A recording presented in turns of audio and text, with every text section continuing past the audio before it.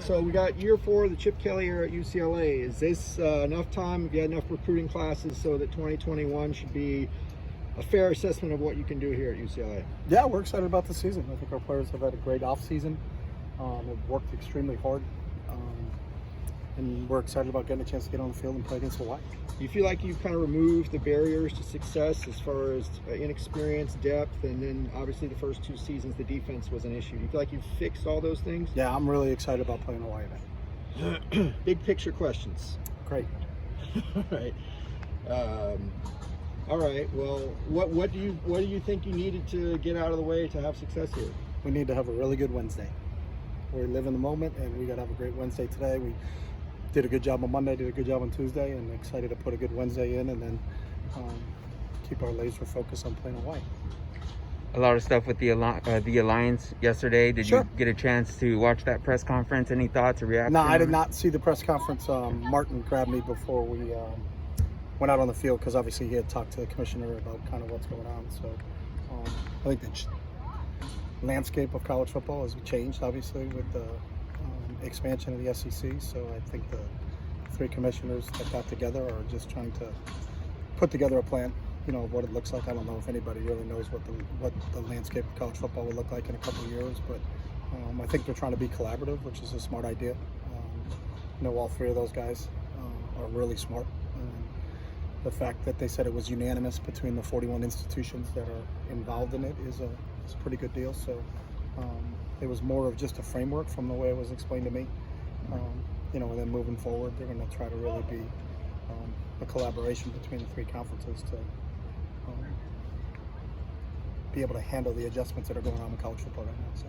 At the very end of the Q&A, Commissioner Playoff said that he would be open to going to the TV partners to talk about dropping the Pac-12 to 8 conference games in the near future in order to get in a game within the alliance structure. What are your thoughts on going down to 8 conference games?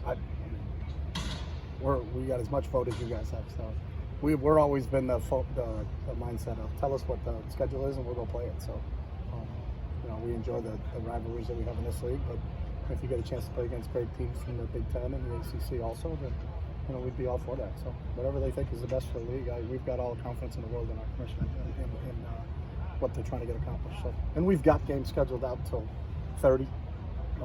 So I think it's going to be a ways away. If they drop it and go to 8 conference games, that means you can pick one more up. So we'd be excited about that. Last year we saw Chase Griffin come in for Dorian Thompson-Robinson. He looked prepared, had mastery of the offense.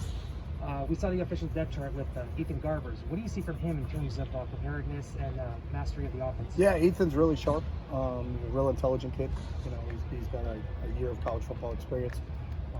Was here, fortunately for us, during the spring, so we got a chance to really pick up what we've done offensively. And we're excited if Ethan goes in a game. We don't have to make any adjustments in terms of play calling or things like that to say, hey, this is the only part that he knows. He's a sharp young man that, and if his opportunity is called upon, then I think he'll be able to go out there and really perform. Jay Shaw, returning starter, wasn't on the 2 deep. What's going on with him right now? Jay's in the mix. You can only list 2, so we're going to rotate. We're going to play a lot of guys on Saturday. We know it's going to be hot, so 2 deep something that you have to send out, but I wouldn't be really concerned with the 2 deep, to be honest with you. Jay's going to play a lot of football for us. Same thing with Jay Toya? We'll see on Jay. We haven't sat down and talked as a staff about what the rotations will be, but I know Jay Shaw definitely will be in the mix. What are you seeing from Garrett DiGiorgio? He was on the 2 deep. Yeah, Garrett's done a really nice job.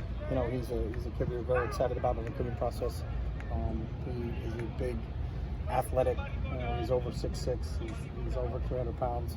He's picked things up very quickly and has given himself an opportunity that if, again, like an Ethan Garbers, if he had to put himself in the mix, he would be in the mix. You're in the second to last year of your contract and you get extended after last year. How do you handle that with recruits who want to know that you're going to be here their whole 4 years, 5 years here? Yeah, I've got 2 years left, and we're excited about those 2 years. So, we'll take care of business on the field, and the rest of it will take care of itself. Is that a problem in recruiting? Has not been a problem. Sam Marazzo is also not on a 2 deep. Should we take that as him being unavailable for Saturday? We haven't made that determination. Again, the 2 deep was sent out on Monday, so that was the 2 deep as of Monday. So I guarantee the 2 deep has changed, and today's Wednesday. So, and it will change again on Thursday, and it will change again on Friday. So, in this world we live in, there could be 20 guys on that 2 deep that I'm playing on Saturday. So, You got to be flexible, and you got to have some agility in this thing in this day and age. So. And obviously, with having pretty much the whole offensive line back, some of those younger guys like Garrett aren't starting right away. Is that something that's kind of maybe a drawback of having so much returning talent in depth? Is that those young guys don't get the game snaps that they would have in a different season? Kind of lost me on that. Basically, just the freshmen who are playing well, who maybe would have got a lot of game snaps 2 years ago, aren't getting those game snaps this year. Is that a drawback of having a lot of returning guys? Or? I've never felt like having a lot of returning guys is a bad thing. So we look at it as a positive thing. So, and the best players play. There's always competition, and the best players will find their way on the field. You guys have. Rather than have the alternative where we got to line up with 5 true freshmen out there and then say, hey, this is a great thing. So, you can spin it any way you want, but I think having depth is a really good thing. So, Coach, what's your team's mindset heading into the first game? We're excited about the opportunity to play. We've last played in December. We've been against each other, all through spring training, and then since we started here at the end of July. So, the fact that we get to play against another team in front of fans for the first time in a long time for these guys, really get a feel for what it's like to go back and play college football in some sense of normalcy. So they're just excited about that. So you can tell there's an energy and a juice of this group. But they just can't wait to play another team right now.